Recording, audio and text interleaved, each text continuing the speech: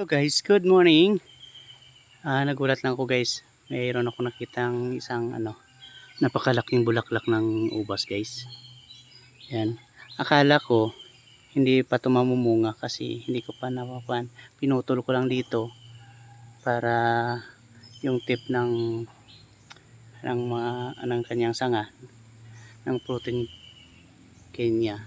So nagulat lang ako may bunga dito, may bulaklak. Hindi ko pa ito na pruning. Ito yung puno niya.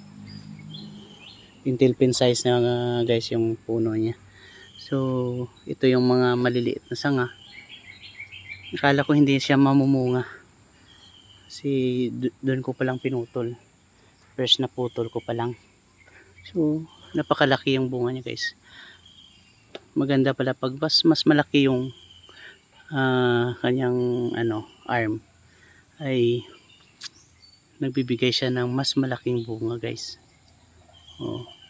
Oversize yan guys na bulaklak. Yan pag nabuo yan guys. Yan.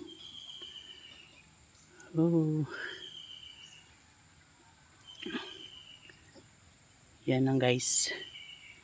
Thank you. Good morning.